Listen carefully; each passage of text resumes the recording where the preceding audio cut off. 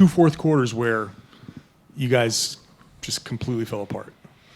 Yeah, I mean, I think, for us, it's just to understand the position we're in, and just to my message was just for everybody to keep their heads up, and focus on the next one. So it's as simple as that. Feels like, we're here, doom and gloom, right? You're down 0-2, lots of panic out in the outside world. But if you guys had just made a few shots in the fourth quarters, you'd be maybe up 2-0. What's led to the offense completely kind of like going cold after building 20-point leads? What can you do in these fourth quarters to kind of keep the momentum of scoring and what you guys are normally capable of going? Yeah, I mean, I just think that, we have to really do what we've done all year. And obviously the last two games we haven't been able to, but it's, we just continue to play at the pace that we want to play, and just continuing to look to make the right plays. And I feel like we'll give ourselves the best chance in that way. And I feel like, to your point, we've had, some lapses there offensively. It's been clear these past two games, but I don't think that defines our group. So it's us understanding that and making sure that we're better come Saturday. Al, when did you find out you were going to be starting yesterday, and how concerning is it for you guys what Kristaps is going through right now? It seems like it's really frustrating for him and just came on pretty suddenly. Just before the game, and it's one of those things that that we all have to be ready to step up, and that's what I try to do there. And then with KP situation, it's definitely difficult, and yeah, I mean, I just hope that he he continues to get better, and hopefully he'll be in a better position for Saturday. Kind of off that note, just what has Luke provided with the extra minutes he's been given, just because obviously Kristaps can't play as much? Luke, it's stability for our group, not only now but all year. Luke has been great for us. His presence defensively, his commitment to making winning plays and to help us as a team, and to be plugged in at different positions and situations. So I can't say enough about Luke's impact on our team, on our group, and he just continues to step up every time that he's asked to. Al, the question was asked of Joe. Just having your backs against the wall, does a part of you kind of relish that opportunity to face this kind of adversity that perhaps you haven't faced as much over the last year and a half, 2 years? Yeah, I mean, it's you don't want to be in these situations, but I mean, I'm excited about it. I'm excited for this opportunity that we have in front of us, it's we know it's difficult, going into a hostile place on Saturday, but I'm excited for what's ahead for our group.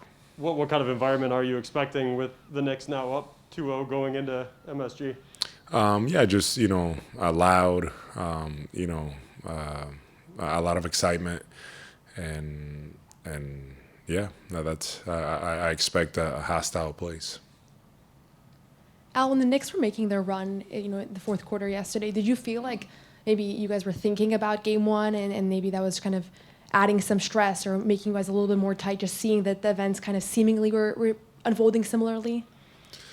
Yeah, it's a good question. I don't know if it was maybe game one. At the time, I don't know how I was thinking game one, but just of, us squandering a lead away.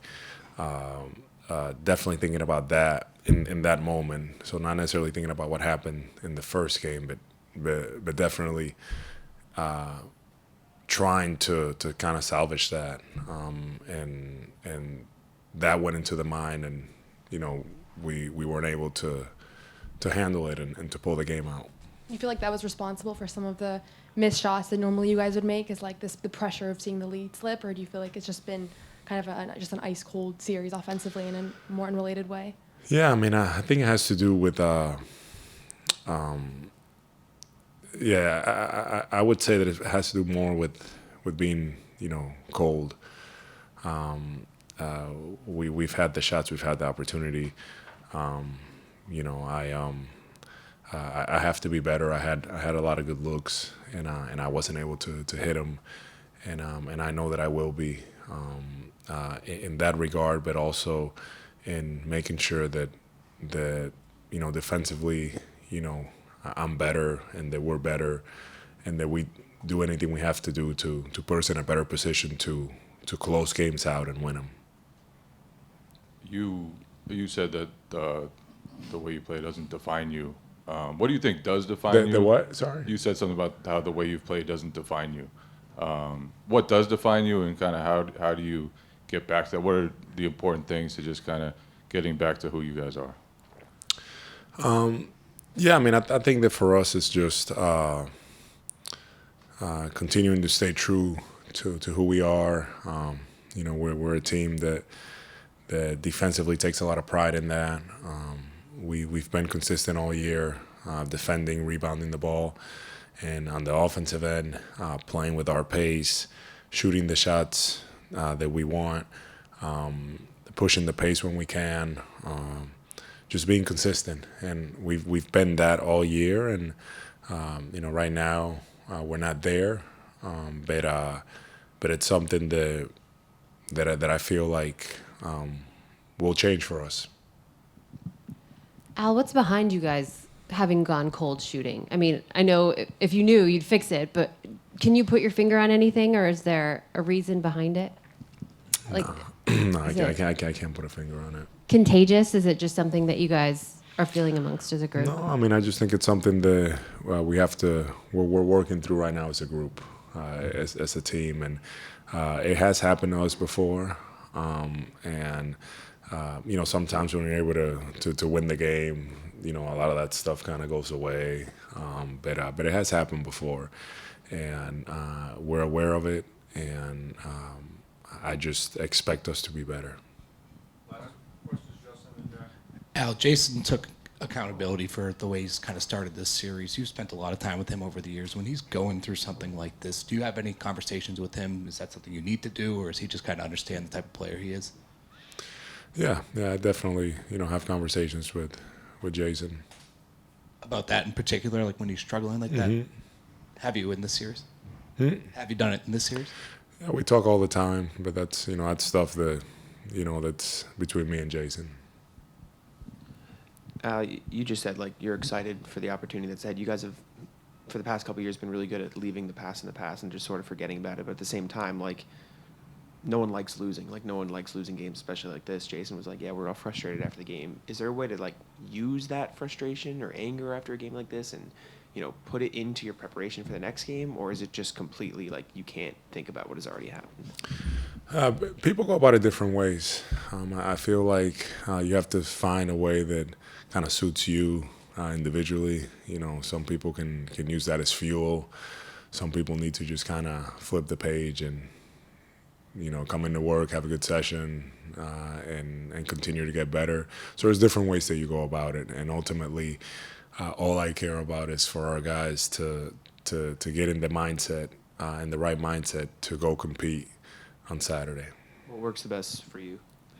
It depends. Sometimes, I'm a little bit all over the place. Sometimes it can be motivation. Sometimes it can be just coming in here and getting my work in. I feel like there's not one thing in particular. Thank you, Rob. Thank you.